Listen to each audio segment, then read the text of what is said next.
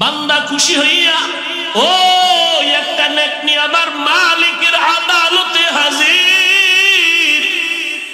আল্লাহ তুমি এক দয়া করেছো, একটা নেক আমি পাই না, তবে পেয়ে গেলাম, তুমি আমারে জান্নাত দাও। আল্লাহ তো সব জানেন। আল্লাহ বলেন নেকটা কি তোর মা দিছে? কয় না। বাবা দিছে নি? কয় না। তোমার সন্তান দিছে নি? কয় না। কে দিছে বলো? বলে আমার এক ভাই, তার সব গুনাহ গুনাহ, আমল নামায় কোনো নেক নাই, গুনাহ, তবে একটা নেক ছিল, সেই নেকটা আমাকে দিয়েছে। আল্লাহ বলবে তারে আবার আদালতে হাজির করে দাও। এই বিপদের সময় কে তোমাকে একটা নেক দিয়া সহযোগিতা করেছে? আমার আদালতে হাজির করো। আল্লাহ পাকের অর্ডারে ওই আল্লাহর বান্দাকে আল্লাহর আদালতে হাজির করা হবে। আল্লাহ বলবেন এই বান্দা, তুই এই ব্যক্তিকে নেক দিয়েছ কেন? এর মা, এর বাবা, এর আত্মীয় সন্তানেরা কেউ এই মুসিবতের সময় একটা নেক দেয় না, দিবে দূরের কথা, এই যে বাবা সন্তান স্বীকারই করে না। নেক দাও তো পরের কথা, এই ব্যক্তি যে একজন মহিলার স্বামী, মহিলা স্বীকারই করে না, নেক তো পরে দিবে। তোমার এই লোকটা তেমন কোন আত্মীয় না, তোমার ভাইও না, তুমি কিভাবে তারে একটা নেক দিছো? ওই বান্দা বলবে হে দয়ার মালিক, জাহান্নামের গরম বড় কঠিন, ভয়ঙ্কর, সহ্য করা যায় না রে আল্লাহ। তবে আমার জীবনের একটা নেক আমল, আমি তো এই একটা নেক দিয়া জান্নাত পাবো না। এ কারণে আমি চিন্তা করলাম, আমার ভাইকে যদি একটু উপকার করে, এই নেক আমি দেওয়ার কারণে সে যদি একটু জান্নাতে যায়, জাহান্নাম থেকে বাঁচলো, বিপদ থেকে বাঁচাইতে পারলাম। আমার একটা নেকের দ্বারা আমার একটা ভাই যদি বিপদ থেকে বেঁচে যায়, আমার এটা তৃপ্তি, আর কিছু না, একটু সহযোগিতা করলাম। আল্লাহ তাআলা বলবেন ফেরেশতা, একটা বান্দা তার ভাইকে যদি একটা নেক দিয়ে বিপদের সময় সহযোগিতা করে, আমি আল্লাহ তো এর থেকেও বড় দয়াময়, আমি আল্লাহ তো রহিম, আমি আল্লাহর এত দয়া, এত মায়া, আমি আল্লাহ পাক ওই একটা নেক দেনেওয়ালা বান্দাকেও এই দয়ার কারণে তাকেও জান্নাত দিয়ে দিলাম। আতিনা বি দারে দুনিয়া না হাসান, আতিনা ফি দারে উকবা না হাসান, ইয়া গিয়াসাল মুস্তাগীসিন ইহদিনা লিফতিখারা বিল উলুমে ওয়াল গিনা, हर गौरी देने को तू तैयार है, जो न मांगे उससे तू बेजार है। মুমিন যেই নদীর মাছ খায়, বেঈমানেরাও খায়, বাধা নাই কেন? আমি আল্লাহ এত বড় দয়ার মালিক। যদি স্বার্থপর হইতাম, যারা আমার দেওয়া সূর্যের আলো, চাঁদের আলো, পানি, বাতাস, জমিনের ফসল, গাছের ফল খাইয়া আমি আল্লাহ মানে না, নামাজ নাই, রোজা নাই, তেলাওয়াত নাই, আমি আল্লাহ যদি স্বার্থপর হইতাম, আমি ঘুমের ঘরে ওদের মেরে ফেলতাম। আমি স্বার্থপর না, যে কারণে আমি ওদের মারি না, বরং বারবার ডাক দেই। ফজরের সময় ডাক দিলাম, আসসালাতু খায়রুম মিনান নাওম, ঘুমের চেয়ে নামাজ ভালো। আর তুমি ঘুমাইও না, ঠিকমতো পড়িলে নামাজ জান্নাত তোমার ঠিকানা। আমার প্রাণের ভাই বোনেরা, জলদি করে উঠে যাও, ওযু করে তাড়াতাড়ি নামাজ পড়তে লেগে যাও। আহা নবী বেনামাজির শাফাআত করিবেন না, ঠিক মতো পড়িলে নামাজ জান্নাত তোমার ঠিকানা। আমার প্রাণের ভাই বোনেরা জলদি করে উঠে যাও, ওযু করে তাড়াতাড়ি নামাজ পড়তে লেগে যাও। আহা নবী বেনামাজির শাফাআত করিবেন না, ঠিক মতো পড়িলে নামাজ জান্নাত তোমার ঠিকানা। ঘুমের চেয়ে নামাজ ভালো, আর তুমি ঘুমাইও না, ঠিক মতো পড়িলে নামাজ জান্নাত তোমার ঠিকানা। ফজরে ডাক দেওয়া হলো, বান্দা তুই হাজিরায় যাও নাই, নাক টেনে ঘুমিয়ে আছো, কারণ সারা রাত মোবাইলে আকাম করেছো, ফজরের আগে ঘুমায় গেছো, নামাজের খবর নাই। আমি আল্লাহ তোরে ডাক দেওয়াইলাম, তুই হাজিরা দাও নাই। আমি আল্লাহ বেজার না হইয়া আবার জোহরের নামাজে ডাক দিলাম, হাইয়া আলাস সালাহ। জোহরের নামাজেও তুই হাজির হও নাই রে মুমিন। আমি আল্লাহ বেজার না হইয়া আবার আসরের সময় ডাক দিলাম, হাইয়া আলাল ফালাহ। আসরেও তুই নাই। আমি আল্লাহ রাগ না, আবার মাগরিবে ডাক দেওয়ার আয়োজন করলাম, মাগরিবেও তুই আসো নাই। এশার নামাজে আবার ডাক দিলাম, তুই আসো নাই। এইবার আমি নিজে রেডি হয়ে গেলাম, আমি তোরে ডাকার জন্য আসতেছি। রাতের যখন গভীর, দুনিয়ার সব ঘুমন্ত নীরব, গাছের পাখিরাও ঘুমায়, নদীর মাছও ঘুমায়, কোনো আওয়াজ নাই। ঘরের মানুষও সব ঘুমায়, জমিন সব নিস্তব্ধ, আসমানও ঠান্ডা, জমিন ঠান্ডা, একটা কোনো আওয়াজ নাই। মানুষ ঘুমে বিভোর হয়ে আছে। ওই সময় আমি আল্লাহ ঘুমাই না, লা তাখুযুহু সিনাতুন ওয়ালা নাওম। আমি আল্লাহ আমার আদরের গোলামদেরকে ডাকার জন্য আমি আল্লাহ প্রথম আসমানে হাজির হয়ে গেলাম। অতিও গভীর হয় রজনী যখন, নীরবে প্রভুর নাম জপিও তখন।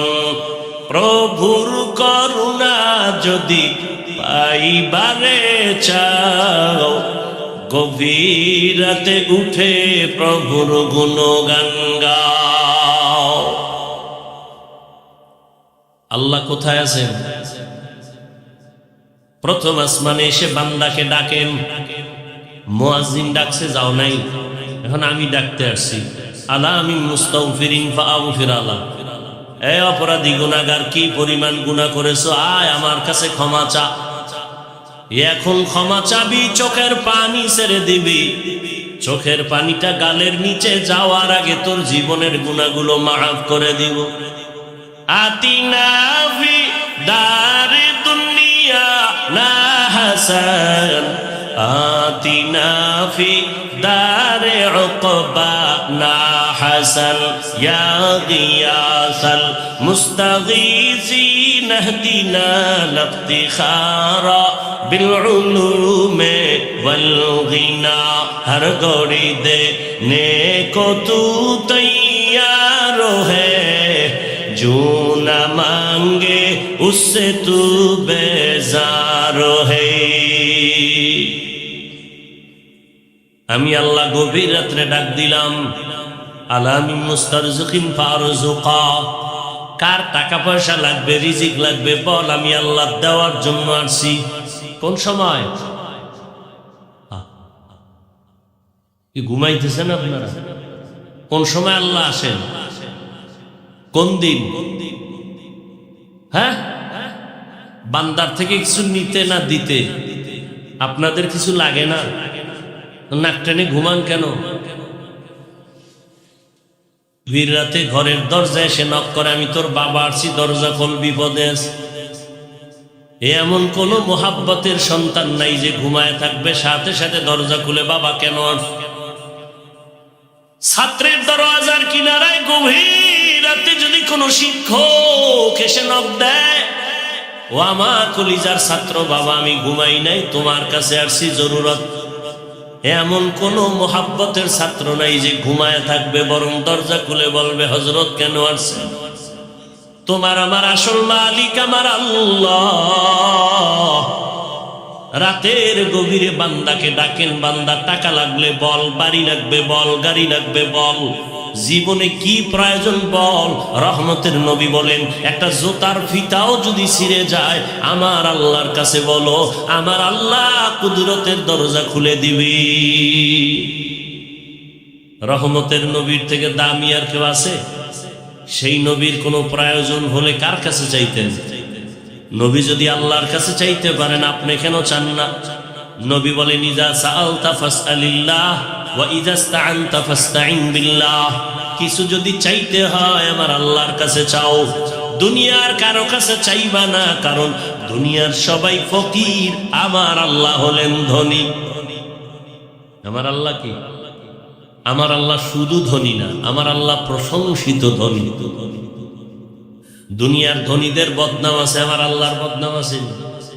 ইয়া আইয়ুহান নাস আনতুমুল ফুকারাউ ইলাল্লাহ ওয়াল্লাহু হুয়াল গানিয়্যুল হামিদ।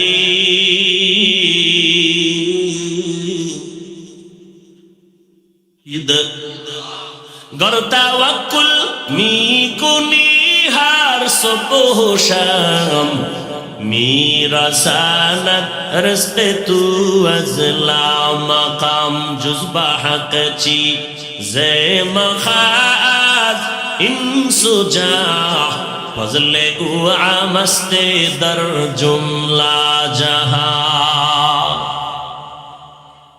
এতক্ষণ আলোচনায় কি বুঝলেন? আমার আল্লাহ ভয়ঙ্কর না দয়ালু? দয়ালু রে কেউ ভয় করে না, ভয়ঙ্করের ভয় করে। আল্লাহ যেহেতু দয়ালু, তো আল্লাহকে কেন ভয় করবো? অথচ আল্লাহ শুধু ভয় না, নবীরও আল্লাহ বলে, নবী আপনি আমাকে ভয় করেন। ইয়া আইয়ুহান নাবিয়্যুত্তাকিল্লাহ ওয়া লা তুতি'ল কাফিরিনা ওয়াল মুনাফিকিন। হে নবী আপনি আমাকে ভয় করেন, কাফের মুনাফিকের অনুসরণ করবেন না। নবীকেও আমার আল্লাহ বলেন আমাকে ভয় করো, নারীদেরও বলেন আমাকে ভয় করো, দুনিয়ার সব মানুষেরও আল্লাহ বলেন ভয় করো। ইয়া আইয়ুহান নাস ইত্তাকু রাব্বাকুম, ও দুনিয়ার মানুষ তোমাদের রবের ভয় করো। দুনিয়ার সব মানুষকে বললেন, বেঈমানকেও বললেন, মুমিনেরও বললেন। ইয়া আইয়ুহাল্লাযীনা আমানুত্তাকুল্লাহা ওয়া কুলু কাওলান সাদীদা। বারবার আল্লাহ মুমিনকে বলেন ভয় কর, ভয় কর। আল্লাহ বারবার কেন ভয় করতে বলেছেন? অথচ আল্লাহ হলেন দয়ালু, আল্লাহ তো ভয়ঙ্কর না। আল্লাহ কেমন দয়ালু, যার কোনো তুলনা নাই। আল্লাহ পাকের দয়া ছাড়া জমিনে কেউ চলার উপায় নাই।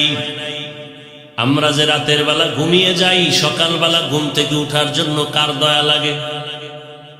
আল্লাহ যদি দয়া না করেন ঘুম থেকে উঠা সম্ভব না।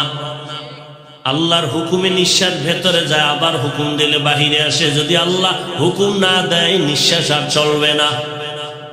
হসপিটালের মধ্যে রুগীর নিয়ে নাকের মধ্যে অক্সিজেনের পাইপ লাগায় রাখছে, আইসিইউতে ঢুকাইছে, মিনিটে মিনিটে বিল উঠে। 1 ঘন্টা আইসিইউতে ঢুকলা এত টাকা, 2 ঘন্টা এত টাকা। অক্সিজেন না থাকলে বাঁচবে না। কিন্তু দেখছেন নি, চোখে দেখা গেল পাইপ লাগানো, কিন্তু আমরা যেই হাঁটা চলা করি, চলাফেরা করি, এর মধ্যে 1 সেকেন্ডে আমার মাওলার অক্সিজেন বন্ধ আসেনি। আল্লাহরে কয় টাকা বিল দিছেন? 24টা ঘন্টা ঘুমাইয়ে আছেন, সেখানে অক্সিজেন লাগে না? কথা বলেন না কেন? তাহলে পাইপ ছাড়া আল্লাহ পাক টোটাল একটা আইসিইউর মধ্যে আমাদের রাখছেন। 5 মিনিট যদি অক্সিজেন বন্ধ হয়ে যায়, বান্দা আর বেঁচে থাকার কোনো উপায় নাই। আল্লাহ কয় হসপিটালে ঢুকিয়ে, আইসিইউর মধ্যে ঢুকিয়া লক্ষ লক্ষ টাকা অক্সিজেনের বিল দাও। আমি আল্লাহ তোরে 24 ঘন্টা অক্সিজেনের মাঝে রাখছি, কয় টাকা বিল দিছো? দিছেন 1 টাকাও? আল্লাহ বলে বিল লাগবে না, বরং তোর কল্যাণে তুই 5 ওয়াক্ত নামাজ আদায় কর, মা বাবার খেদমত কর, ওলামায়ে কেরামের পরামর্শ নিয়ে চল, আমার হুকুম মেনে গুনাহ থেকে নিজেরে বাঁচায় চল। আমি আল্লাহ তোকে দুনিয়ায় বাদশা বানাবো, পরকালে বিনা হিসাবে জান্নাত দিব। গুনাহ থেকে নিজেকে বাঁচাইও। কেন? আল্লাহ ভয়ঙ্কর না, এটাই সত্য। তবে মুফাসসিরিনে কেরাম বলেন না, আল্লাহ একটা সময় বান্দার জন্য বড় ভয়ঙ্কর হবেন, সেই দিন হবে কিয়ামতের দিন। আল্লাহ ওই দিন এমন ভয়ঙ্কর হবেন যে নবীদের গুনাহ নাই, তারাও কান্না শুরু করবে ভয়ে। সেদিন এতটা আল্লাহ রাগান্বিত হবেন, এই পুরা জমিন হবে কিয়ামতের মাঠ, আরাফার ময়দান হবে আল্লাহর এই স্টেজ বা আদালত। কেউ বলেন সিরিয়ার জমিন হবে আদালত, গোটা দুনিয়ার জমিনটা হবে কিয়ামতের মাঠ। সমতল জমিন, মানুষগুলো সব, নারী পুরুষ সব উলঙ্গ দাঁড়াবে। আম্মা জান আয়েশা রাদিয়াল্লাহু আনহা বলেন, ইয়া রাসূলুল্লাহ, মানুষ উলঙ্গ সব নারী পুরুষ একসাথে দাঁড়াবে, লজ্জা লাগবে না? নবী বলেন, হাসরের মাঠ এত ভয়ঙ্কর হবে, কেউ কারো দিকে তাকাবার হুঁশ হবে না। মানুষগুলো উলঙ্গ দাঁড়িয়ে যাবে, আল্লাহ বলবে সূর্যটা নিচে নেমে আসো। সূর্যটা নিচে এসে তাপ দেওয়া মাত্র মাটির জমিনটা পুড়িয়া তামা হয়ে যাবে। অপর দিকে জাহান্নামের চিৎকারের আওয়াজ, জাহান্নাম চিল্লায় বলবে, আল্লাহ গুনাহগার গুলো আমার পেটে দাও, আমার পেটে বড় ক্ষুধা, বেনামাজি গুলো দাও। আল্লাহ অর্ডার করবেন, 70,000 ফেরেশতারা শিকল লাগায় ধরে রাখ, জাহান্নাম যেন আমার দিকে আসতে না পারে। যদি আমার আদালতের দিকে আগায় যায়, আমি বিচার করতে পারবো না। 70,000 শিকল জাহান্নামের গলায় লাগায়া ফেরেশতারা পেছনে টেনে ধরবে, তারপরও রাখতে পারবে না। নবীজি বলেন, সেদিন আল্লাহ ভয়ঙ্কর রূপ ধারণ করবেন। আল্লাহ এমন এক ভয়ঙ্কর রূপ ধারণ করে, কুদরতি আওয়াজ, জবানের রাগান্বিত আওয়াজ, লিমানিল মুলকুল ইয়াউম লিল্লাহিল ওয়াহিদিল কাহ্হার। নবী বলেন, আল্লাহর কুদরতি আওয়াজে হাসরের ময়দানটা থরথর করে কেঁপে উঠবে। এমন কঠিন হালাত, নবীদের কান্না এমন ভাবে শুরু হয়ে যাবে, উম্মতেরও চিন্তা থাকবে না। আদম নবীও কাঁদবেন, মুসা নবী কাঁদবেন, ঈসা নবী, আদম, নূহ নবী কাঁদবেন, ইব্রাহিম নবী কান্না করবেন। আম্মা জান আয়েশা রাদিয়াল্লাহু আনহা বলেন, নবী তখন আপনি কি করবেন আর উম্মতের কি হালাত হবে? রহমতের নবী বলেন, নবীদের কান্না দেখে উম্মতেরাও বেকারার হয়ে যাবে। আদম নবীর কাছে যাবে, সুপারিশের জন্য পারবে না। ঘুরতে ঘুরতে ঘুরতে ঘুরতে শেষ, আমি মুহাম্মদের তারা তালাশ করবে। হাসরের ময়দানে নবী আপনাকে উম্মতেরা কোথায় পাবে? নবী বলেন, আমি আমার রবের সামনে মাকামে মাহমুদের মধ্যে সিজদায় পড়ে আমিও কান্না শুরু করব। সব নবীদের কান্না, নিজেদের চিন্তা, একমাত্র আমি রহমতের নবী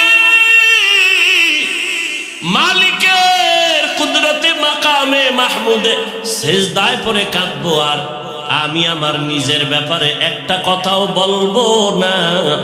আমি বারবার কান্না করবো আর বলবো, আমার উম্মত, আমার উম্মত, আমার উম্মত।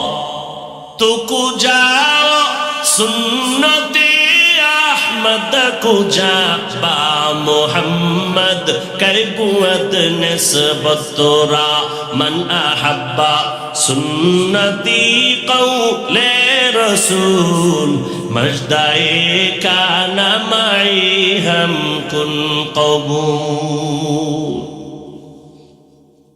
আল্লাহ ভয়ঙ্কর হবেন হাসরের ময়দানে, ইনসাফের বিচার হলে আল্লাহ ভয়ঙ্কর রূপ ধারণ করবেন। আল্লাহ যখন ভয়ঙ্কর রূপ ধারণ করে আওয়াজ দিবেন, হাসরের ময়দানটা থরথর করে কেঁপে উঠবে, কেউ কথা বলার সাহস পাবে না। ওই দিনটা বড় কঠিন। আম্মা জান আয়েশা রাদিয়াল্লাহু আনহা বলেন, আমি আয়েশা তো নবীর ঘরে 9 বছর বয়সে আমি আসছি। আমার যখন 18 বছর হয়, রহমতের নবী জমিন থেকে বিদায় নিয়ে গেলে আমি প্রায় সময় তাকায় দেখতাম মায়ার নবী আমার হুজরায় বসে গুনগুন করে মাঝে মাঝে কান্না করতেন। আমি ভয় পেয়ে যাইতাম আমার মায়ার নবী কেন কাঁদে, মনে হয় আল্লাহ বেজার হয়ে গেল আমার উপর, আমি বোধহয় কোনো বেয়াদবি করেছি। আম্মা জান আয়েশা বলেন, মাঝে মাঝে আমি রহমতের নবীর কাছে গিয়ে আদরের সাথে বলতাম, নবী আপনি কেন কাঁদেন, আমি আয়েশা কোনো বেয়াদবি করেছি নাকি? নবী বলেন, ও আয়েশা তুমি বেয়াদবি করবা কেন? তুমি যে আমার ঘরে আসছো আমার সিদ্ধান্তে না, আমার রবের প্রস্তাবে তুমি আমার ঘরে চলে আসছো, তুমি আয়েশা বেয়াদবি করবা কেন? ও পর্দার আড়ালের আব্বা জানেরা বোনেরা, ও আমার কলিজার যুবক, পর্দার আড়ালের মা বোন ও বৃদ্ধ বাবাজি, রহমতের নবী কাঁদেন। আম্মা জান আয়েশা রাদিয়াল্লাহু আনহা বলেন, রহমতের নবী বলেন, ও আয়েশা আমার কান্নার কারণ, মাঝে মাঝে আমার কান্না আসে, আমি চোখের পানি ধরে রাখতে পারি না রে আয়েশা। দুইটা কথা আমার যখন মনে উঠে তখন আমার চোখের পানি পড়তে থাকে, আমি আমার চোখের পানি ধরে রাখতে পারি না, আমি গুনগুন করে কান্না করি। এই একটা বিষয় যখন আমার মনে পড়ে আমি অজর দ্বারায় কান্না করি। কারণ তুমি জানো না রে আয়েশা, তুমি আমার সুখের সময়ের বিবি, তুমি আমার জীবনের খবর জানো না, জীবনটা আমার কত দুঃখে কেটেছে। এ দুনিয়াতে আসি আমি একদিন আমার বাবাকে বাবা বলে ডাক দিতে পারি নাই রে আয়েশা। আমার বাবার চেহারাটাও দেখতে পারি নাই, আমি এত বড় এতিম। ওই দুঃখের সময় তো তুমি আয়েশা জানো না, ছিলা না, আমার জীবনটা কেমন দুঃখে কেটেছে। ও আয়েশা জানো না, আমার 6 বছর বয়সে আমি আমার মাকেও হারায় অসহায় হয়ে গেছি। একটা সন্তান যখন বাবাকে হারায় মায়ের কাছে আশ্রয় নেয়, মনের ব্যথা বলে। আবার যদি মাকে হারায় বাবার কাছে আশ্রয় নেয়। ও আয়েশা তুমি জানো না, আমি দুনিয়াতে আসিয়া বাবাকে পাইলাম না, 6 বছরে আমি মা হারা হয়ে গেলাম। আমার তখন মাথার ছায়া ছিল দাদা আব্দুল মুত্তালিব। ওই দাদার পাশে আমি ঘুমাইতাম, মাঝে মাঝে মা মা বলে চিৎকার দিতাম। আমার মায়ের আদর থেকেও আমি বঞ্চিত। 8 বছর বয়সে আমার দাদাকেও আমি হারায় গেলাম। আমার এখন দাদাও নাই। ও আয়েশা, আমার বংশের সবাই আমার দুশ্মন, আপন বলতে কেউ নাই। দাদা চলে গেলেন চাচা আবু তালিবের হাতে রেখে। ও আয়েশা, ওই সময় আমার থাকার মতো ভালো জায়গা নাই, জীবনটা আমার বড় কষ্টের। সেই সময় আমার 25 বছর বয়সে আমি একজন নারীকে বিবাহের বন্ধনে নিয়েছি। আমার বয়স 25-40 বছরের নারী বিধবা, 2 স্বামী বিদায়ের পরে আমি একাধিক সন্তানের মা হওয়ার পরে আমার ঘরে আরবের রূপবতী গুণবতী এক নারী, ধনী টাকাওয়ালা খাদিজা রাদিয়াল্লাহু আনহা। ও আয়েশা, তুমি জানো না, আমার ঘরে আসার পর আমাকে তার জীবনের সব সম্পদ হাদিয়া দিয়ে দিছে। আমি দিনের দাওয়াত দিতে যাইতাম, রাতের গভীর ঘরের কিনারায় এসে সালাম দিতাম, সাথে সাথে দরওয়াজা খুলে যেত। আমি মাঝে মাঝে আশ্চর্য হয়ে যেতাম, প্রশ্ন করতাম, হে খাদিজা, আপনি কি ঘুমান না? খাদিজা চোখের পানি ছেড়ে কান্না করতেন, ও মায়ার নবী, আপনি বড় এতিম, আপনার বাবা নাই, মাও নাই। আমি খাদিজা যদি ঘুমায় যাই, আপনার চারদিকে দুশ্মন ঘরের দরজায় এসে যদি দাঁড়ায় কষ্ট পাই, আল্লাহ আমার উপরে বেজার হয়ে যাবে। এ কারণে আমি বিছানায় পিঠ লাগায় ঘুমাই না, রহমতের নবীর অপেক্ষায় আমি ঘরের দরওয়াজায় অপেক্ষা করি। ও আয়েশা, আমি হেরা পাহাড়ের গুহায় গিয়ে সেখানে আল্লাহর ধ্যানে সময় কাটাইতাম। 1 সপ্তাহ 2 সপ্তাহ পর্যন্ত আসতাম না। 1 সপ্তাহের নাস্তা নিয়ে যাইতাম। যখন আমি আসি না, রাস্তা নাই, সিঁড়ি নাই, এত উঁচু পাহাড়। আমার খাদিজা নিজে মহিলা মানুষ হেঁটে হেঁটে গিয়া পাহাড় বেয়ে উপরে উঠে আমাকে নাস্তার ব্যবস্থা করে দিয়ে আসতো। ও আয়েশা, ওই খাদিজার কথা আমার মনে পড়লে চোখের পানি ধরে রাখতে পারি না। আমার বংশের লোকেরা আমাকে 3টা বছর পর্যন্ত শিয়াবে আবু তালিবের মধ্যে গৃহবন্দী করে রাখছে। একটু পানি নাই, খানা নাই। আমি গাছের পাতা চাবায় চাবায় পেটের ক্ষুধা নিবারণ করেছি। খাদিজার উপরে কোনো ঝামেলা নাই, কিন্তু খাদিজা আমার মহব্বতে ঘর সারিয়া আমার সাথে এসে গাছের পাতা চাবাইয়া চাবাইয়া খেয়ে পেটের ক্ষুধা নিবারণ করেছে। আমার মহব্বতে আমার কষ্টকে তিনি ভাগাভাগি করে নিয়েছে। ও আয়েশা, ওই খাদিজার কথা মনে পড়লে আমি চোখের পানি ধরে রাখতে পারি না। যখনই মনে আসে আমার চোখ বেয়ে পানির ফোঁটা পড়ে। তায়েফের ময়দানে গেলাম দাওয়াতের জন্য। তায়েফের বেঈমান কাফের ছোট ছোট বাচ্চাদের লেলিয়ে দিয়েছে। মক্কার পাগল আসে, পাথর মেরে তারা এলো। ওই বাচ্চাগুলো পাথরগুলো বৃষ্টির মতো মারে, আর আমার শরীরে পড়িয়া রক্ত ঝরতে ঝরতে আমার পায়ের জুতা আটকায় গেছে। আমার শরীরে মশা মাছি পড়ে না, হারাম। আমার চোখ বেয়ে পানি পড়ে আর রক্তর ফোঁটা পড়ে। কাফেরের সন্তানেরা পাথর মারে, আমি কিচ্ছু বলি না। জিব্রাইল আমিন এসে বলেন, হে পয়গম্বর, এখন অর্ডার করবেন, তায়েফের মানুষগুলো সব ধ্বংস করে দিব। আমি রহমতের নবী জিব্রাইল আমিনকে বলছি, খবরদার তায়েফের মানুষকে মারবা না, ওরা আমাকে চিনে না। যদি ওরা চিনতো, ওরা জানতো আমি এতিম। ওরা যদি জানতো আমি অসহায়, ওরা যদি জানতো আমি জুলুম করার জন্য আসি নাই, তাহলে ওরা আমাকে মারতো না। একদিন বুঝে আসবে, চিনবে, সেদিন দিনের বড় উপকার হবে। ও এলাকার মুসলমান বাবারা, আল্লাহ তাআলার পয়গম্বর খাদিজাতুল কুবরা রাদিয়াল্লাহু আনহার জন্য এত পরিমাণ কান্না করেছেন।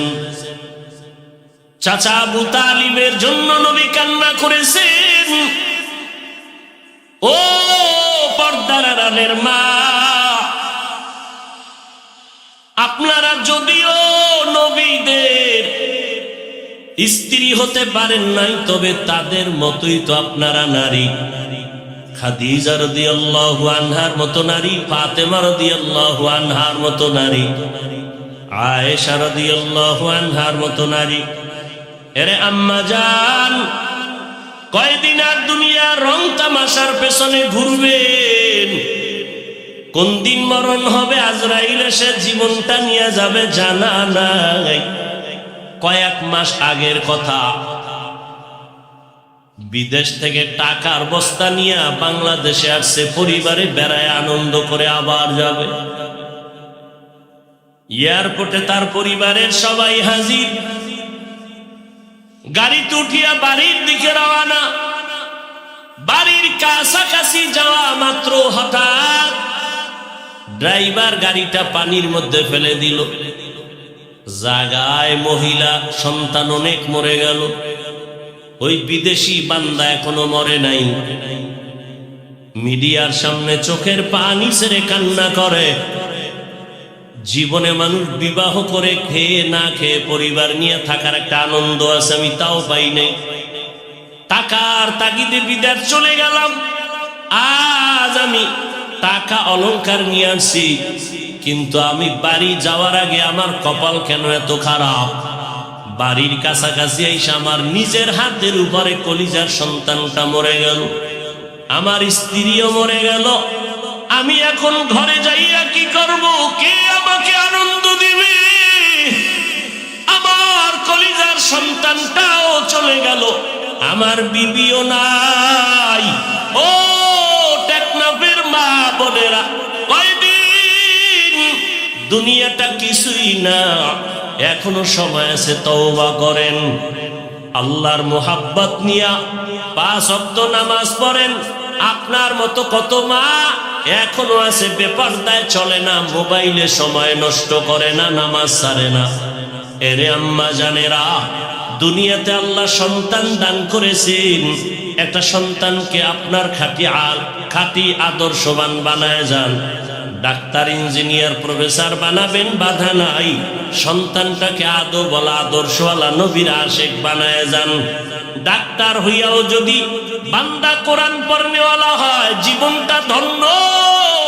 ও আমার যুবক বাবা, কয়দিন দুনিয়ার এই বাহাদুরি, চোখের সামনে লাশ আর লাশ। এমন কোনো দিন নাই পানির নিচে, গাড়ির নিচে যুবকের লাশ নাই, ঘুমের বিছানায় লাশ নাই। কয়দিন আর বাঁচবা? এখনো কি তওবা করে দিনের পথে আসবা না? মনে আশা পূরণ করার জন্য কত গুনার পেছনে দৌড়াইলা, নামাজ ছাড়লা, দাড়ি কাটলা, বেপরদায় চললা, মা বাবার সাথে কত বেয়াদবি করেছো। এখনো সময় আছে, তওবা করো। তোমার মতো কত যুবক জেনারেল লাইনে থাকিয়াও নামাজ ছাড়ে না, মা বাবার কথা শুনে চলে, ওলামায়ে কেরামের শ্রদ্ধা করে চলে।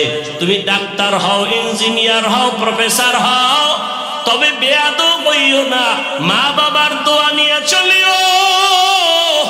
কারণ আল্লাহর কসম, মা বাবার চোখের পানি আর দোয়া ছাড়া জীবনে কোনো সন্তানের সফলতার দরজা খুলবে না।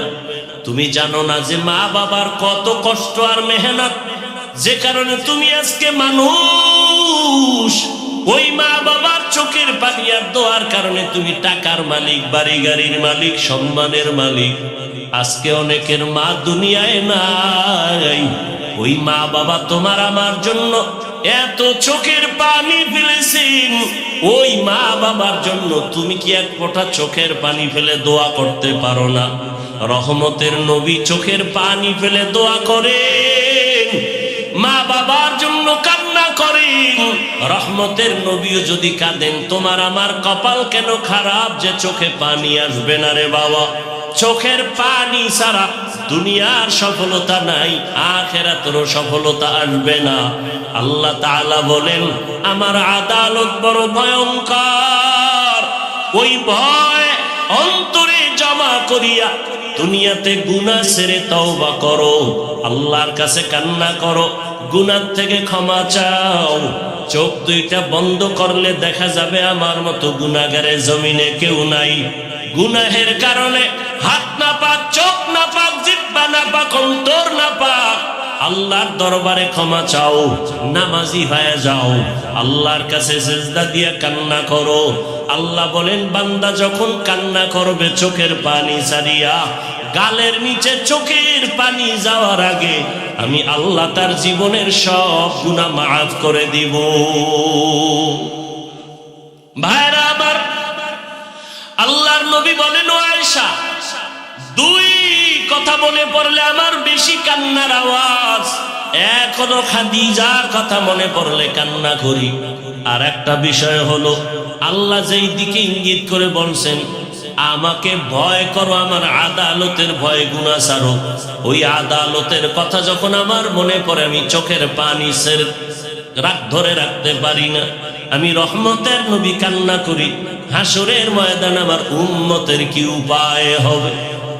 যেদিন নবীরা পর্যন্ত কান্নায় বিভোর, একটা নেকির টান পড়বে, কেউ কারো সহযোগিতা করবে না। হাদিসে পাকে নবী বলেন এক আল্লাহর বান্দা হাসরের ময়দানে সব বান্দার আমলনামা ওজন দিতে গিয়া মাত্র একটা নেকের টান, আল্লাহ বলবে একটা নেক তোমার আমলনামায় চলে আসলে তুমি জান্নাত পেয়ে যাইবা।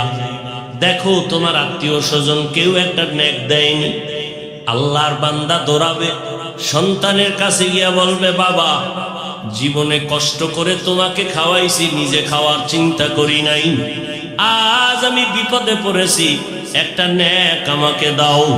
সন্তান বলবে আমার বাবা ছিল ঠিক, তবে তুমি আমার বাবা আমি বিশ্বাস করি না। এভাবে ঘুরতে ঘুরতে ঘুরতে ঘুরতে কেউ একটা নেক দেয় না, মাত্র একটা নেক হলেই জান্নাত পাও। কেউ দেয় না, মাও না, বাবাও না, পরিবারের কেউ না। এখন নিরুপায়, চোখে পানি, কান্না করতেছে, কই পাবো একটা নেক? এক নেক হলে আমি জান্নাত পাবো। আল্লাহর বান্দা নিরুপায় হইয়া কান্না করে করে এখন যা আল্লাহর আদালতে যাবে, হঠাৎ করে দেখে পার্শ্বে একজন বুড়া মানুষ বসে বসে কান্না করে। জিজ্ঞাসা করে বাবা তুমিও কাঁদো কেন? এই কাঁদো কেন?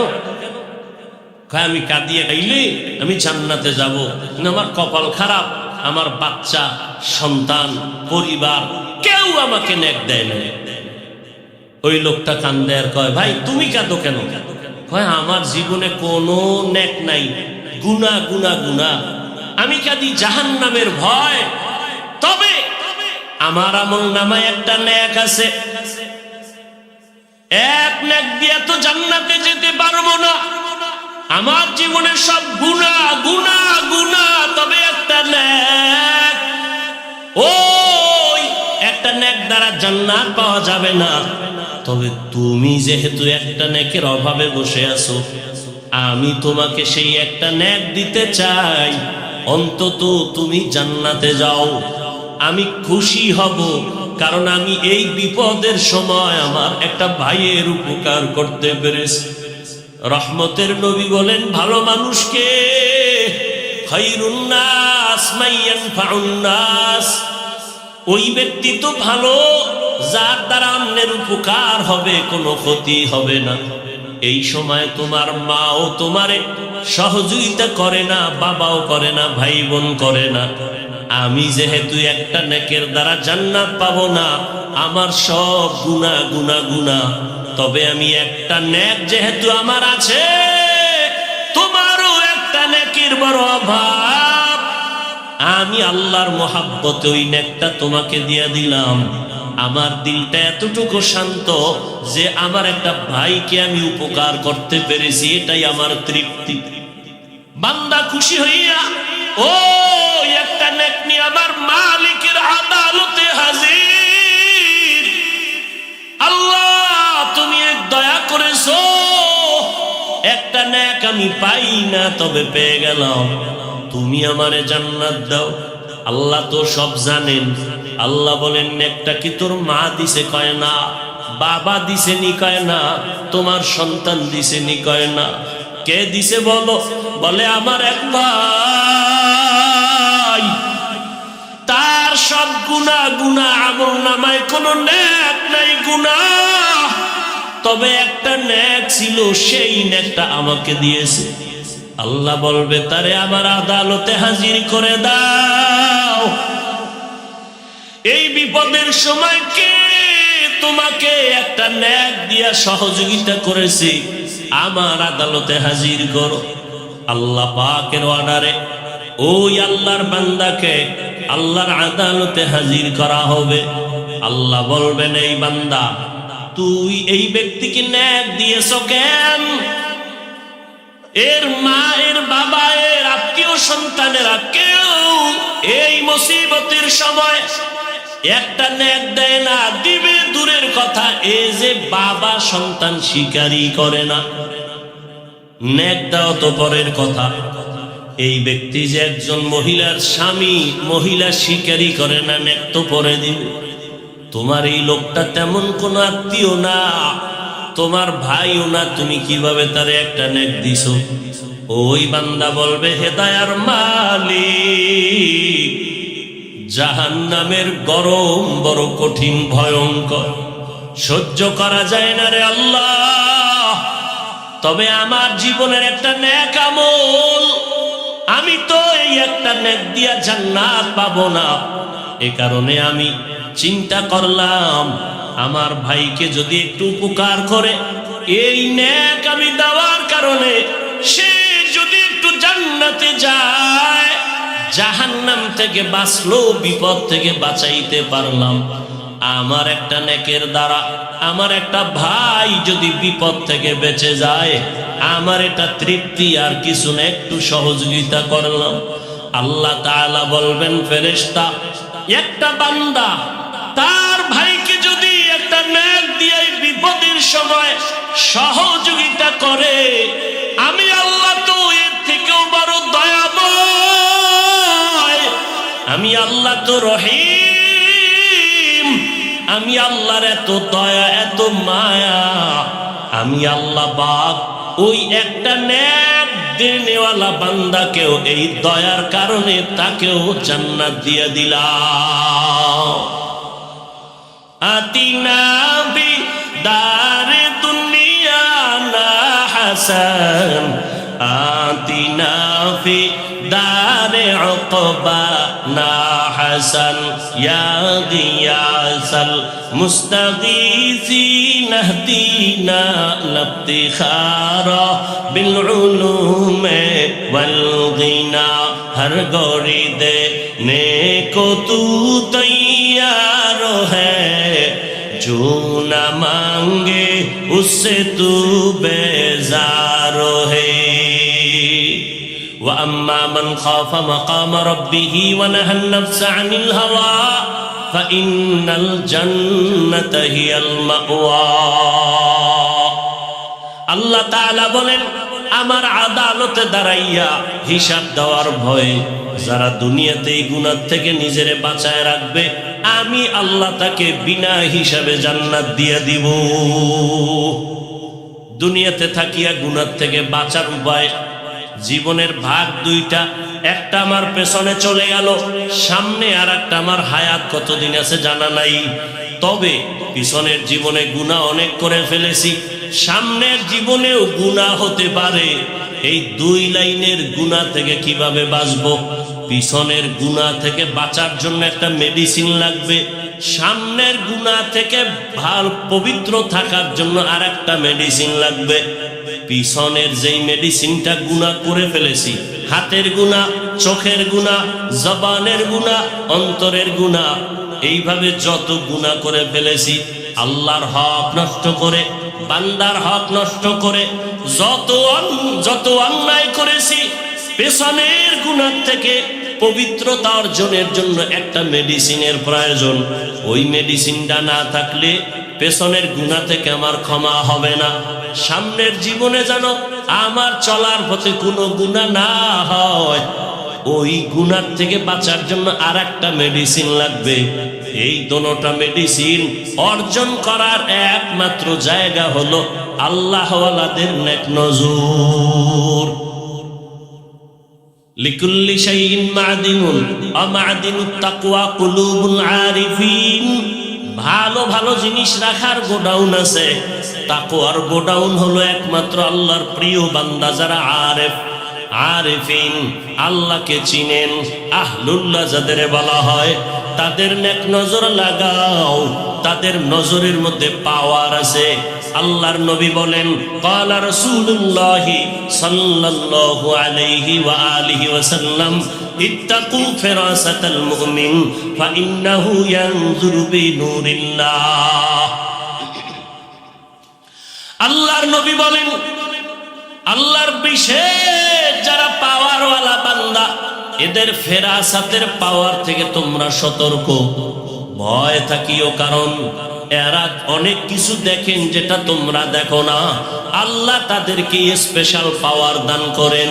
এই পাওয়ারের নাম কোরআনের ভাষায় ফুরকান, হাদিসের ভাষায় পাওয়ারের নাম ফেরাসাত। ইয়া আইয়ুহাল্লাযীনা আমানু ইন তাত্তাকুল্লাহ ইয়াজআল লাকুম ফুরকানা। আল্লাহ তাআলা বলেন, ও মুমিন, তাকওয়ার উপরে মুজাহাদা করো, প্রচেষ্টা চালাও, আল্লাহ একটা পাওয়ার দান করবেন। এই পাওয়ারের নাম ফুরকান। মা মা'নাল ফুরকান হুয়া নূরুম মিন ইলাহি। ফুরকান নামের পাওয়ার হলো আল্লাহর থেকে স্পেশাল দেওয়া একটা নূরের আলো। ওই আলোটা দিয়া বান্দা হক বাতিল নির্ণয় করে হকের উপরে আগাইতে থাকবে। এই ফুরকান নামের পাওয়ারটাকে হাদিসের ভাষায় বলে ফেরাসাত। ওসমান রাদিয়াল্লাহু তাআলা মসজিদে নববীর মধ্যে বয়ান করতেছেন, সাহাবায়ে কেরাম বসা। শেষের দিকে একজন সাহাবী বাজার থেকে গিয়া মজলিসের পেছনে বসলেন। ওসমান এক নজর দেখে আর নজর দেয় নাই। কিছুক্ষণ পরে বলে, এই মজলিসের মধ্যে এমন একজন ব্যক্তি আমাদের মজলিসে বসছেন যার চোখের মধ্যে জেনার আসর দেখা যায়, জেনার আসর। সাহাবী ভয় পেয়ে গেলেন। বাজার থেকে আসলাম, বাজারে হাঁটার সময় একটা বেগানার নজর লাগছে, বেগানা নারী। তো ওসমান রাদিয়াল্লাহু আনহু মসজিদে বসে খবর কিভাবে পেলেন? তো মজলিস শেষ, সাহাবী ওসমান রাদিয়াল্লাহু আনহুর কাছে গেলেন, গিয়ে আস্তে করে বললেন, হযরত, নবুয়তের দরজা খোলা? বলে না তো। কত ওহীর দরজা খোলা? কয় না। তো আপনি কিভাবে বললেন সাহাবীর চোখের মধ্যে জেনার নজর লাগানো? ওসমান রাদিয়াল্লাহু তাআলা আনহু বললেন, ও সাহাবী, নবুয়তের দরজা বন্ধ, ওহীর দরজা বন্ধ, নবুয়তের দরজা খোলা নাই, তবে ফেরাসাতের দরজা খোলা। ফাইন্নাহু ইয়ানজুরু বিনুরিল্লাহ। আল্লাহ তাদেরকে এমন একটা নূরের পাওয়ার দান করেন, আলো। কেমন আলো?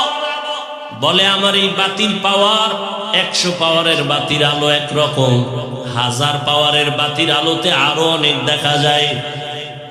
আল্লাহ তাআলা এই পাওয়ারটা যাকে দান করবেন, সাধারণ মানুষ যা দেখবে না, ওই বান্দা বান্দি তা দেখবেন।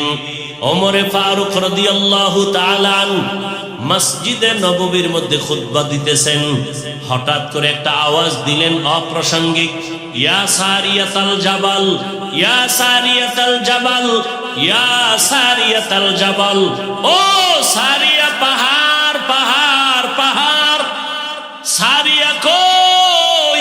বলে, মদিনাতুল মুনাওয়ারা থেকে 2000 কিলোমিটার দূরে ইরানে যুদ্ধ করতেছে ইসলামের জন্য।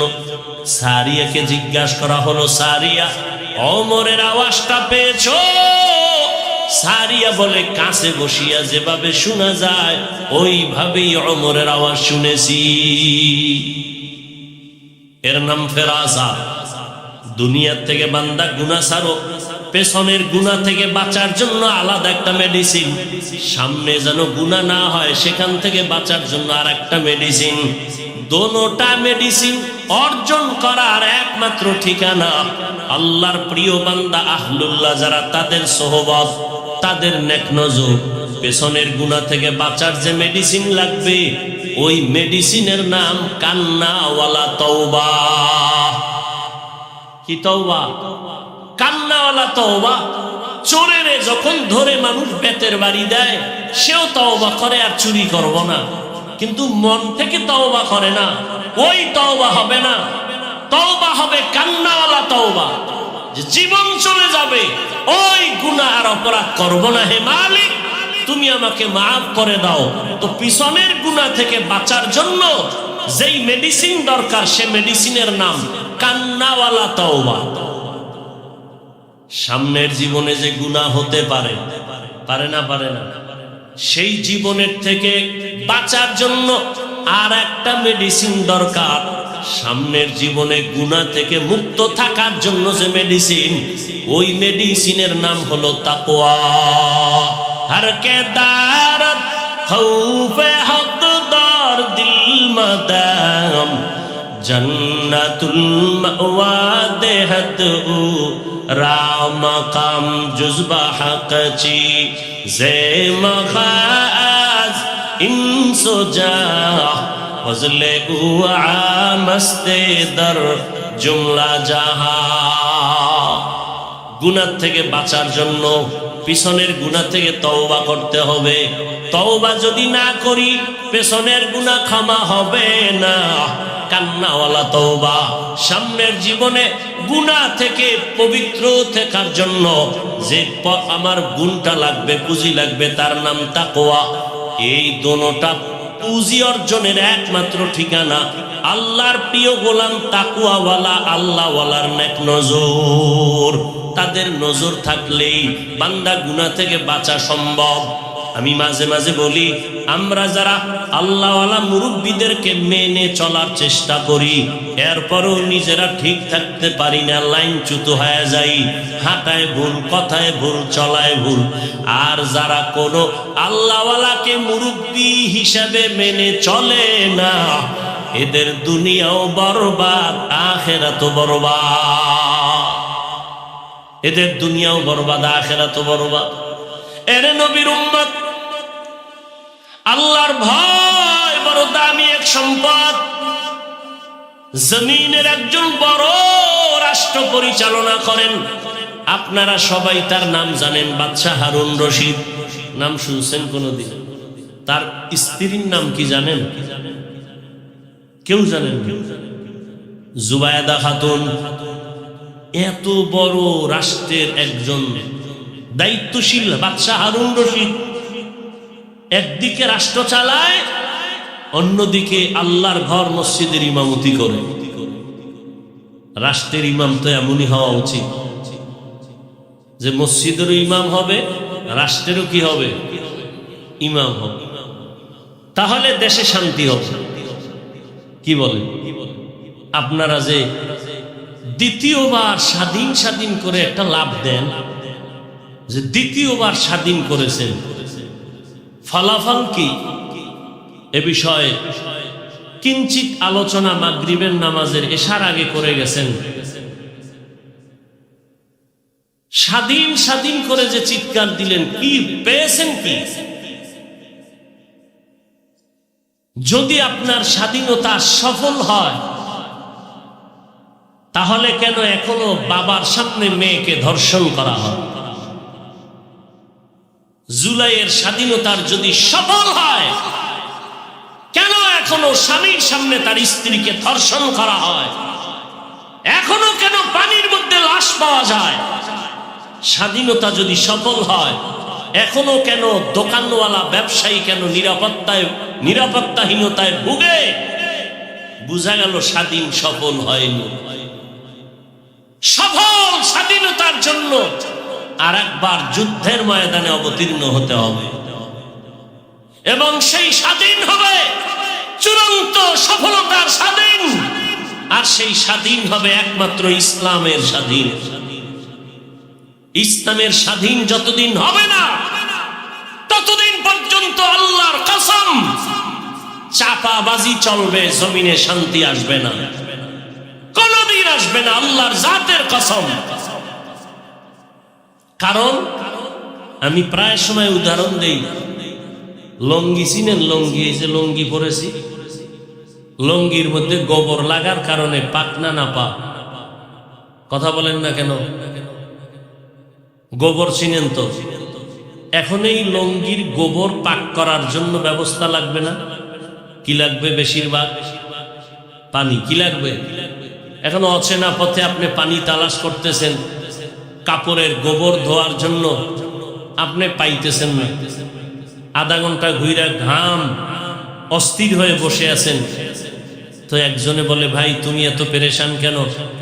বলে, আমার কাপড়ে গোবর লাগছে, পাক করা দরকার, পানি পাই না। বলে, আর তুমি পাগল নাকি? তুমি এদিক সেদিক পানি তালাশ করো কেন? তোমার নিজের কাছেই তো স্পেশাল পানি আছে না নাই?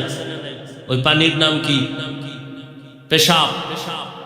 কারে ভাই তুমি এই বুদ্ধিটা আগে আধা ঘন্টা আগে দাও নাই কেন? কইছিল তুমি যদি আধা ঘন্টা আগে বলতা তো আমার এত মেহনত করতে হতো না। উনি প্রস্রাবের পানি দিয়া ওনার কাপড়ের গোবর ধুয়ে ফেলছে। বলেন তো কি পরিমাণ পাক হলো কাপড়? সত্য কথাটা বলেন, পাক হয়েছে না নাপাক আরো ছড়ায় গেল? গোবরের নাপাক ধুইতে গিয়া যদি প্রস্রাবের নাপাক পানি দিয়া ধুইতে যায় তাহলে পাক হয় না, আরো নাপাক ছড়ায়। ঠিক যেই লোকটা সুদ খায়, ঘুষ খায়, দুর্নীতি করে, ধর্ষণ করে, খুনি, চরিত্রহীন এমন একটা মানুষকে যদি বলো আমার টেকনাফ এলাকাটা পবিত্র বানায় দাও, তাহলে পবিত্র হবে না, আরো নাপাক ছড়ায় যাবে, আরো নাপাক ছড়ায় যাবে। সহজ কথা, কোনো প্যাচ নাই, কোনো ঝামেলা নাই। আমরা ওলামায়ে কেরামরা কখনো বলেন আমাকে এমপি মন্ত্রী বানাও, এখানে আমাদের বসার ওই চেয়ারের মূল্য নাই। ওলামায়ে কেরামকে আল্লাহ যে স্থায়ী সম্মান দিছেন, এর থেকে আর বড় সম্মান প্রয়োজন হয় না। তাহলে এরপরও আলেমরা মাঠে কেন ভোট চাওয়ার জন্য প্রস্তুতি নিতেছেন? একমাত্র কারণ ওখানে বসে যে চুরি করে এটা বন্ধ করতে হবে, মানুষের উপরে জুলুম করে সেটা বন্ধ করতে হবে। তারা যদি বন্ধ করে তো আলহামদুলিল্লাহ, আর হুজুর যাওয়ার দরকার নাই। বরং কিন্তু তারা করবে বলে কোনো আশা পাওয়া যায়। একজনে তেঁতুল খায়, বলে ভাই কেমন লাগে? বলে আমার ঠোঁটের মিসকলে বুঝো না এটা কেমন, টক না ঝাল? তাহলে সমাজের পবিত্রতা অর্জনের জন্য কারে দিয়ে কি হবে এটা আগের থেকেই বোঝা যায়। তার চরিত্র তাক বলে দেয়, তার আখলাক বলে দেয়, তার ব্যবহার বলে দেয়। আসলে অনেকে মনে করে ইসলাম বুঝি অনেক কঠিন। কে বলেছে? পৃথিবীতে ইসলাম ছাড়া সহজ কোনো ধর্ম নেই। এত সহজ ধর্ম ইসলাম। ইসলাম কি বলে? দুইজন দেখা হলে কি দাও? সালাম মানে কি? শান্তি। তাহলে আমি বললাম আসসালামু আলাইকুম, আপনার উপরে শান্তি বর্ষিত হোক। সে আমাকে কি বলবে? সেও দোয়া করলো আপনার উপরেও শান্তি বর্ষিত হোক। দুই দিক থেকে যখন সালাম আর শান্তির দোয়া চলবে, মাঝখানে আর অশান্তি ঢুকতে পারবে না। ইসলাম কি বলে? বলে এই বড়রা, ছোটদের উপরে মায়া করো। ও ছোটরা, বড়দেরকে সম্মান করে চলো। আল্লাহর কসম, আমার দেশের বড়রা যদি ছোটদেরকে মায়ার নজরে দেখে কোনোদিন জুলুম করবে না। আবার ছোটরা যদি বড়দেরকে সম্মানের নজরে দেখে বেয়াদবি করবে না। এর নাম ইসলাম। ইসলাম কি বলে? কর্মচারী কাজ করে, ঘাম ঝরার আগে বেতন দিয়ে দাও। বেতন যদি আগে দিয়ে দেয়, কর্মচারী কাজের মধ্যে চুরি করবে? করবে না, বরং আমানত রক্ষা করবে। তাহলে যে যাই বলেন আর না বলেন, মানেন আর না মানেন, ফাইনাল কথা, ইসলাম ছাড়াই জমিনে শান্তি আসবে কোনদিন সম্ভব না। অতএব সেই ইসলাম এ জমিনে আনার জন্য চেষ্টা করতে হবে আমাদের। না আপনারা যদি অপেক্ষায় থাকেন তসবিহ নিয়ে দিন গুনেন, ভোটের আগের রাত্রে টাকা খাবো, আছেন না অনেক বান্দা ভোটের আগের রাতে টাকা খাবে, তাহলে এটা তো আপনিই ইসলামের পথকে আটকায় দিলেন। এই টাকা খাওয়া হালাল না হারাম? জোরে বলেন। আমি প্রায় সময় বলি, যারা ভোটের আগে টাকা খাওয়ার নিয়ত করেন, আপনারা বাথরুমে গিয়া 10 গ্রাম পায়খানা খাইবেন, পরে টেকনাফ বাজারে গিয়া হালাল সাবান দিয়া কুলি করবেন, গন্ধ সব শেষ হয়ে যাবে। কিন্তু যদি আপনারা এই ভোটের আগে টাকা নেন আর ওই টাকা আপনি ভক্ষণ করেন, আপনার রক্ত গোশত না পাক, ওই টাকা আপনার সন্তান পরিবার খাবে, ওদের রক্ত গোশত না পাক, আমি বলবো আপনি বাপ নামের কলঙ্ক, আপনার স্বামী নামের কলঙ্ক।